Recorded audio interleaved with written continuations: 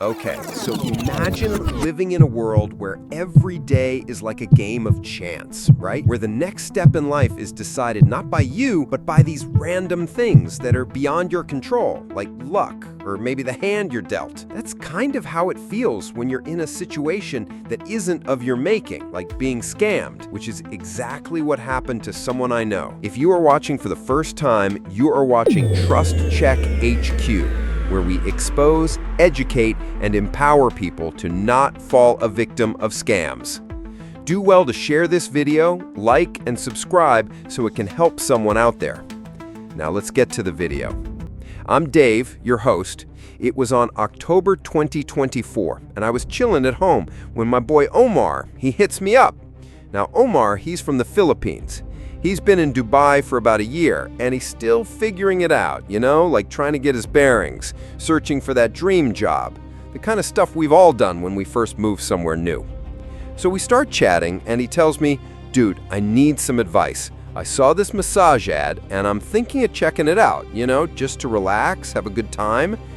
I mean, if you've been hustling nonstop in a place like Dubai, you know that feeling, right? You just want to chill, have a break, maybe get a massage. I totally understand where he's coming from. But then I hit him with, bro, that's not legit, right? And he's like, yeah, I know, but what's the harm in asking? Maybe I can strike a deal, right? Well, let me tell you, it's a common trick, a classic Dubai scam. Have you ever seen those massage business cards lying around, the ones with the hot ladies on them, and names like Lily's Spa and Beauty Salon or something similar? Yeah, those are nothing but trouble. It's like these people are playing real estate or, like a property tycoon. But instead of buying buildings, they're buying apartments, all thanks to suckers like Omar. Here's how it goes down. First, the scammer uses a fake name and rents an apartment for just a couple of days. Think of it like a pit stop for a getaway car. Then they put up those ads on community boards and hand out those business cards like candy. And then when someone bites, they say that the place is somewhere else. But really, they're taking you to that apartment that they've set up as a trap. And the whole thing is just a front to steal your money and valuables. I told Omar about this, but, he was already sucked in. He was halfway there. And this is where the story gets juicy. We meet at this Indian restaurant near Al Riga. You know the area. And he starts telling me about how he went to this place, how he got trapped, and how he lost a ton of money and all his stuff. Let me give you the full scoop.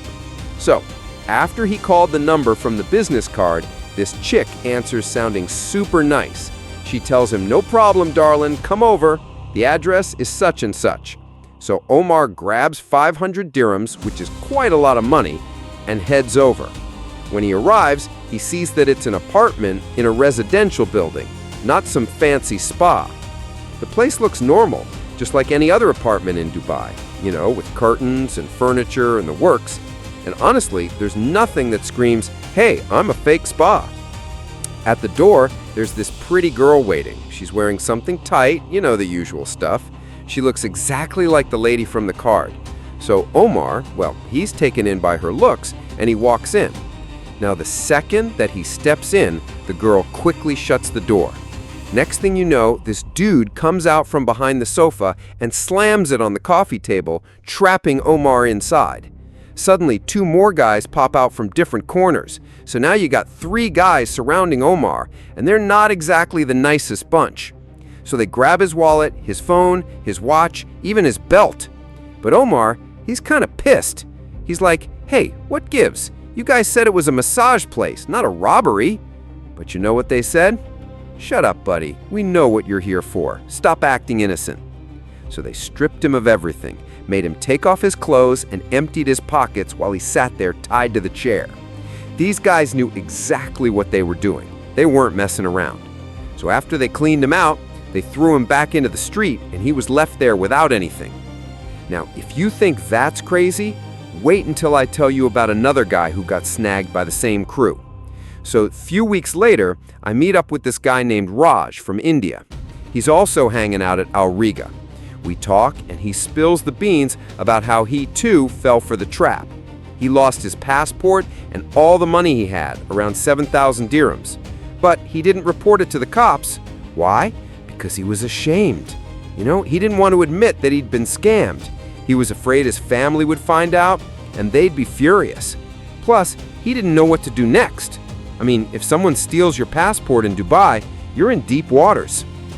Meanwhile, Omar, he reported it to the cops. But then he started doubting himself. He wondered if he'd make things worse for himself, if he'd get in trouble because of what had happened.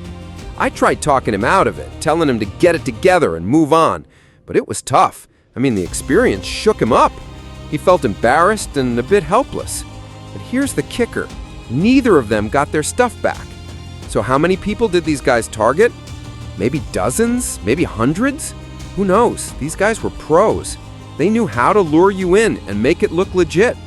It's scary how easy it is to fall for this trap. All it takes is a moment of weakness, a moment when you let your guard down. And here's the part that drives me nuts. These guys were smart.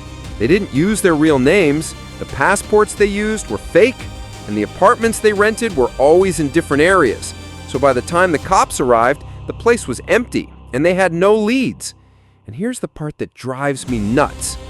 Even though these guys targeted expats like us, most of us don't even think about reporting it to the cops. Why? Because of shame. We feel ashamed that we fell for it, and we don't want anyone to know our dirty laundry. But here's the deal. By staying silent, we're letting these scammers keep on scamming. And it's not just about losing money, it's about losing our dignity and letting these jerks win. If you think about it, this scam plays on our deepest fears. Fear of being judged, fear of losing face, fear of not fitting in. But let me tell you, those fears are stronger than the scam itself. We need to expose these scammers, spread the word, and support each other. And hey, it's not just about being a good Samaritan. It's about standing up for ourselves, demanding respect, and making sure that those sneaky devils pay for what they've done. Now, I'm not saying Dubai is dangerous, not at all. It's just that sometimes the biggest threats lurk in the shadows, hidden in plain sight. And all it takes is a minute of distraction to trip you up. Stay sharp, stay aware, and remember, you're not alone in this. We're all in this together. And if you see someone struggling, lend a hand. You never know. You might be the missing piece someone needs. So let's look out for each other, expose these scams, and make sure no one walks through life feeling less than they are. Remember, unity is strength, and together we can conquer anything. That's all for today. If you like this story, check out more stories like it, and don't forget to share it with your friends. Thanks for listening, and see you next time.